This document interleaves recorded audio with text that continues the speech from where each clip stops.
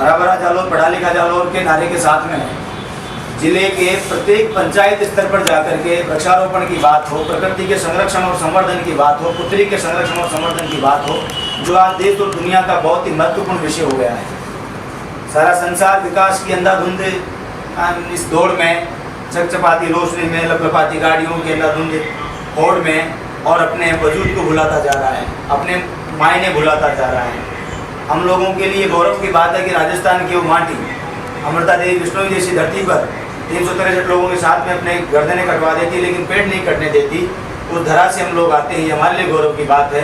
और हम सब के लिए, पूरे देशवासियों के लिए गौरव की बात ये इस बार और भी है कि जलवायु सम्मेलन से जुड़े देश 196 देश उसमें आते हैं और उनमें से 143 देशों ने 5 जून 2018 को विश्व पर्यावरण दिवस के दिन भारत को मेज़बानी करने का मौका मिला। जो इसके UNDP के अंतर्राष्ट्रीय डायरेक्टर हैं मिस्टर इरिक सोलिम, उन्होंने इसका मौका हमें अवसर दिया।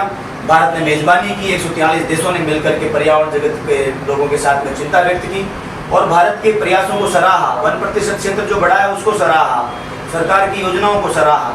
मैं सरकार की योजनाओं के विषय में बात करने नहीं आया हूँ, मैं बात करने आया हूँ जब तक कोई भी सरकार हो, ये सरकार हो पिछली सरकार हो, अच्छी योजनाएं आती रही हैं, लेकिन जब तक जन सहभागिता उसमें नहीं होगी, जब तक आम जनता का उसमें योगदान नहीं होगा, समाज के अंतिम से अंतिम व्यक्ति को जोड़ने की बात पूरे मन से नहीं होगी, तब तक कोई भी योजना सफल नहीं हो सकती।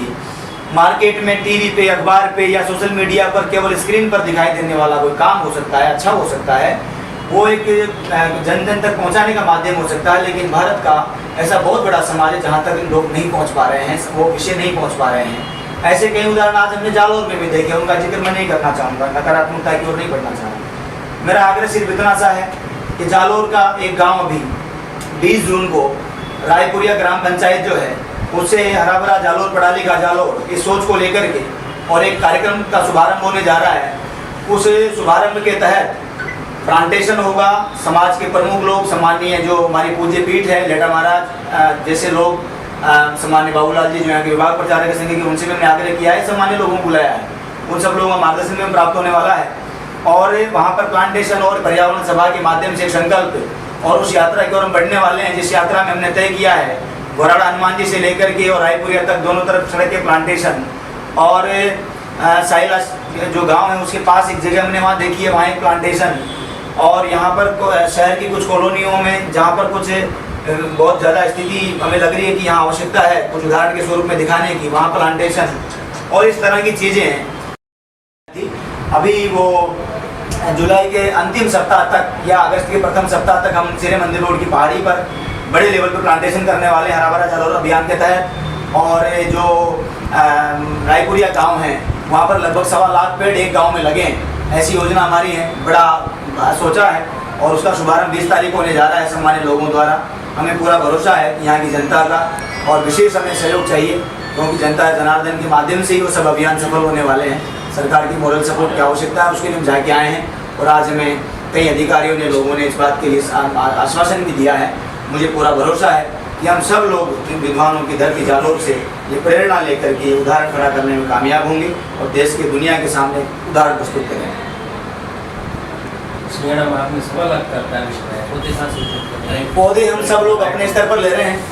हम लोगों ने हमारे लोकल सहयोगी जोड़े हैं, कुछ पेड़ हमारे पास ऑलरेडी तैयार है, कुछ लोगों ने हमें अपनी ज़मीन खाली दे रखी है कि यहाँ पर आप प्लांटेशन तैयार कीजिए। लगभग ज़्यादा भी नहीं तो 10-12 लाख तो तुलसी हमने इस बार पूरे देश भर के अलग अलग इलाकों में भेजने के लिए तैयार करवाई है। तो वहाँ पर हम लोग ये चाह रहे हैं कि कुछ पौधे और भी तैयार हुए हैं। नीम हमने तैयार कर लिया आसानी से, और बरगद तैयार कर लिया, पीपल तैयार कर लिया, लेसवा तैयार कर लिया, जैतून, सैतून, अंजीर, अखरोट, बादाम, खजूर, नींबू, नारंगी, अंगूर, अनार, सेब, नाशपाती, चेरी, खुबानी, कोई प्रजाति हमने तैयार करी है। ये सब जो पौधे हैं प्लांटेशन करोगे रायपुरिया में, वो किस प्रकार की भूमि होगी? रायपुरिया में जो जिस प्रकार की भूमि है उसकी हमने अभी जांच के सैंपल लिए हैं। कृषि अनुसंधान केंद्र दुर्गापुरा जयपुर को भिजवाने के लिए हमने तैयार कर लिया है, हम लेके जा रहे हैं। हमारा जो यहाँ पर मोटा एनालिसिस है वो ये है कि यहाँ पर जामुन आसानी से लग रहा है, यहाँ पर बरगद आसानी से लग रहा है, पीपल लग रहा है, लेसवा लग रहा है, नीम यहाँ खूब लगता है, कहीं भी लगा दो नीम लग जाता है।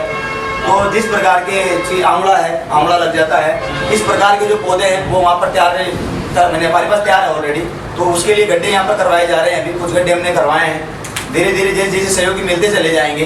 एक कंपनी है, उनके माध्यम से बात हुई है, तो वो अपने ट्रैक्टर हमें देंगे एक दिन के लिए। तो ट्रैक्टर के पीछे आजकल एक मशीन आई है, तो वो गड्ढा करते चले जाएंगे। तो उसमें हम लोग प्लांटेशन जब कर देंगे, हमारे सामने सबसे बड़ी दुविधा ये है कि उसके बाद में उसका मेंटेनेंस कौन करेगा। प्लांटेशन करना, पौधारोपण करना बहुत आसान है, उस पौधे को जिंदा रखना बड़ा मुश्किल है। आज एक हवाई बात हो सकती है, फोटो सेशन, वो सब अखबारबाजी, ये सब रोज करा पे चलता रहता है। लेकिन वास्तव में सबसे बड़ा प्लांटेशन वो है कि वो आपके खड़े रहें। आप कभी उधर से गुजरो तो आपको भी लगे 5-10 साल बाद में कि इस कार्यक्रम को मैं कवरेज करने आया था, जिसके पेड़ लगे हुए हैं। वो उदाहरण अगर बनता है तो ज़्यादा बड़ी बात है। तो हम लोग कोशिश कर रहे हैं कि यहाँ के जो लोकल लोग हैं वो जुड़ें और इस दिशा में को सहयोग करें। कितने जमीन है? बीघा ज़मीन नहीं है, 3 किलोमीटर, जैसे ये सड़क ले ली, स्कूल का ग्राउंड ले लिया, गौशाला है, सड़कों जो सरकारी भूमि है, निजी संपत्ति कहीं नहीं, निजी कहीं भी नहीं।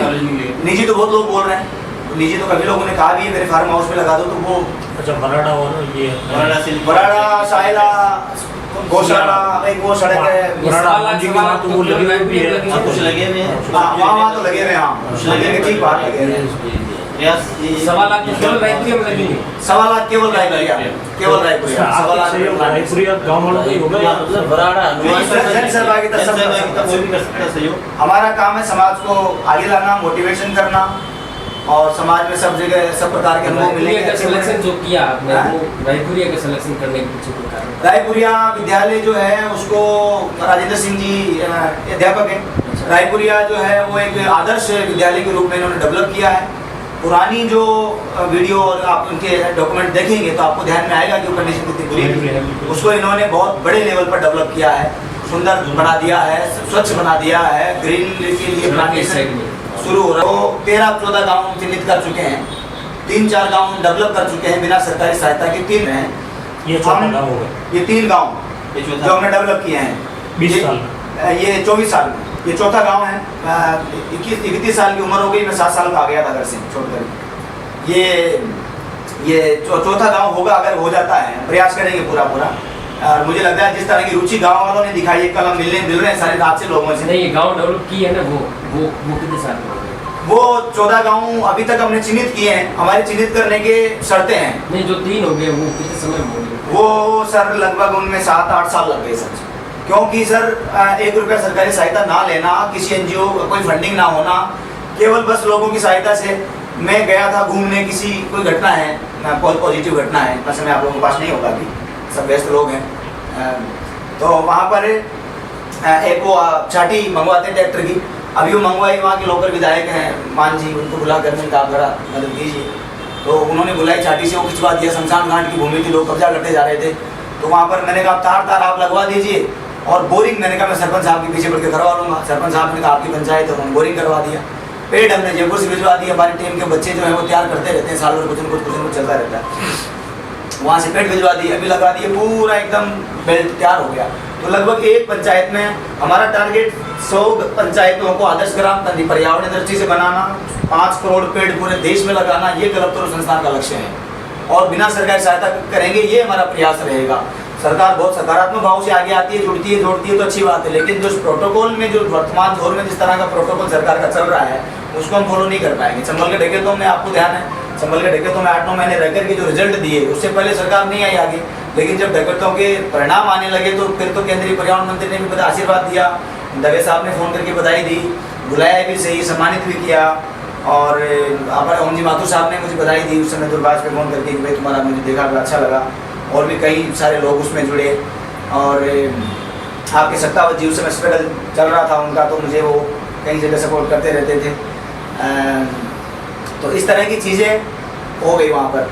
भारत के क्रांतिकारी परिवारों को तलाशने गए थे, तो क्रांतिकारी परिवारों का तो देश को पता ही नहीं था भगत सिंह का परिवार कहाँ रहता है, तात्या टोपे का परिवार कहाँ रहता है। लेकिन उन परिवारों को तलाशने का सौभाग्य मिला। तो हमने सोचा कि एक हमारे पास माध्यम है पर्यावरण, हमारा वो विषय तो पूरा हो गया कि तलाश लिया और राष्ट्रपति से मिलवा दिया और सब कुछ हो गया, खत्म कहानी। लेकिन अब क्या होना चाहिए? तो अब हमने अंडमान की सेलुलर जेल में एक बड़ा कार्यक्रम सोचा है। सम्मानित प्रधानमंत्री जी को उसी पूरी योजना भेजी है कि अंडमान की सेलुलर जेल में भारत के जितने क्रांतिकारी परिवार हैं, वो सब परिवार वहाँ पर एकत्र आएँ, उनका प्रतिनिधित्व करें परिवारों का। और भारत के जितने क्रांतिकारी परिवारों के क्रांतिकारियों के जन्म और बलिदान स्थल हैं, वो I am not interested in concrete jungle, हम चाहते हैं सिर्फ वहाँ पर एक आदमकद की प्रतिमा लगे, 50 गज का छोटा सा जगह बन जाए कि ये यहाँ पर भगत सिंह को के कई गाँव में लोगों को पता नहीं है। तात्या टोपे से पहले मुझे मुलाकात हुई थी तो बड़ी खतरनाक मुलाकात थी। तात्या टोपे के वहाँ गए हम मिलने के लिए, तो मैं बस पे लटक के, मेरे पास किराया भी नहीं था उस समय आपको बताऊँ, तो मैं बड़ा ट्रेन में छुपते छुपाते तो वहाँ पर गए तो शिवपुरी पहले महाराष्ट्र में, फिर वहाँ से पता चला वहाँ जाओ वहाँ जाओ। एक बस से उतरते ही पीछे से मैं कूदा बस से, तो वहाँ पर जो तात्या टोपे की प्रतिमा लगी है विशाल घोड़े पर, बहुत सुंदर प्रतिमा है। तो वो प्रतिमा के नीचे एक आदमी ठेला कचौरी बेच रहा, तो उसको मैंने कहा कि ये तात्या टोपे का परिवार कहाँ रहता है। वो बड़ा भावुक हो गया और वो कहने लग मतलब रोने लगा वो। तो फिर बाद में उसने बताया कि मैं पोता हूँ तात्या टोपे का। तो देश के 1857 की जो महाक्रांति थी उसका महान जो रचनाकार था, नेता था, तो वो महानायक भी का परिवार भी आज गुमनामियों के अंधेरों में और भारत के कहीं चमकती किसी लाइट की रोशनी के नीचे नहीं है। इतना जब सब जगह गैस बढ़ रहा है सरकार का, तो उस गैस में कहीं न कहीं वो भी तो दिखाई देने चाहिए। तो वो तो ज़्यादा हकदार हैं। तो हम नहीं चाहते कि परिवारों के लिए सरकार कुछ करे भले ही, लेकिन वो ठीक है, वो इसलिए उन्होंने नहीं किया शहादत कि वो परिवारों का कल्याण हो जाए। लेकिन हमारी आने वाली पीढ़ी को भी पता ना रहेगी कि हमें इस गाँव में फलाना जी क्रांतिकारी शहीद हुआ था। क्योंकि अगर उनको राष्ट्रीय धरोहर का दर्जा दिया जाता है, एक आदमकद प्रतिमा लग जाती है, तो सरकार की जिम्मेदारी बन जाती है कि ग्राम सेवक, गिरदारी, पटवारी, ग्राम सेवक ये जो भी होते हैं वो आएंगे और उनके जन्मदिन और बलिदान स्थल पर उनको माल्यार्पण करके सब करेंगे। तो अखबारबाजी होगी, थोड़ी बहुत मैसेज भी जाएगा, आने वाले बच्चों को पता चलेगा कि आज वो फलाना जी का ये है, आज रानी लक्ष्मीबाई का बलिदान दिवस 18 जून है। तो आप पता कर लीजिए जालौर में कि कितने लोगों को पता होगा। तो ये धीरे धीरे अगर अभी अपने ज़्यादा समय नहीं हुआ इन चीज़ों को, अगर अभी से हम लोग ऐसे कर देंगे तो फिर कैसे लोग फौज में जाने के लिए लोग अगर तैयार, अभी आप देखिए ये बहुत बड़ा दर्द है कि फौज में जाने वालों का प्रतिशत गाँवों का ज़्यादा है, सिटी का नहीं है। क्यों नहीं है? क्योंकि वो धीरे धीरे वो संस्कृति बदलती जा रही है, धीरे धीरे चीज़ें हटती चली जा रही हैं। हमारा जो वास्तविक कल्चर था वो धीरे धीरे दाएं बाएं होता जा रहा है, हम लोग मिलाते जा रहे हैं। भारतीय महान संस्कृति ने हमें सिखाया है। और पर्यावरण जैसा विषय है जिसका किसी जाति, मजहब, धर्म, संप्रदाय, पार्टी, फूटी किसी से लेना देना नहीं, सबका इसे लेना देना है और सबके काम आने वाला है। इस्लाम धर्म की वो कुरान में अपनी वाटिका है, उनके पौधे हैं। मुस्लिम धर्म में छोड़ो आप, तो ईसाइयों में चलो उनकी अपनी वाटिका है। 24 जैन तीर्थंकर जो हुए हैं उनके अपने 24 पौधे हैं, अंगदेव का ये, फलाना जी का ये, डीगर जी का ये। हमारे राम जब बन जाते हैं, देखो आप इतिहास में जो बन गए सब बन गए, राम बन गए, कृष्ण बन गए, बुद्ध बन गए, महावीर बन गए, जो बन गए, सम्राट अशोक तक आ जाओ, आप महाराणा प्रताप तक आ जाओ, वन में चले गए, बन गए और आज हम उनको याद कर रहे हैं। तो ये सब ऐतिहासिक चीज़ें हैं। राम जी जब पंचवटी में जाते हैं तो पहले पेड़ लगाते हैं और फिर वहाँ पर रहना शुरू करते हैं। तो ये सब चीज़ें हैं, हमारी संस्कृति का हिस्सा है। जालौर धर्मपरायण लोगों की नगरी है, यहाँ पर राम अभी जिंदा है। यहाँ से जयपुर से उधर चलोगे तो आपको थोड़ा संशय हो सकता है राम जी के जीवन और मृत्यु पर, लेकिन यहाँ पर अभी आपको, मुझे तो बड़ा अच्छा लगता है, मन नहीं करता जालौर से लौट कर चला जाऊँ, जी करता है यहीं बच जाऊँ। तो इसलिए, और यहाँ अभी आज तो वो कौन वो लेटा महाराज के यहाँ पर घी पिलाया उन्होंने, बाटियाँ खिलाई, पूछो मैं तो हालचाल, तो मैं तो वो बोल भी आया हूँ। मैंने कहा मैं कुछ देर समय टिकूंगा तो क्या मैं रोज़ आ सकता हूँ? उन्होंने कहा या तो रोज़ सभी आते हैं और कोई भी खा सकता है, तो ये ठीक रहेगा।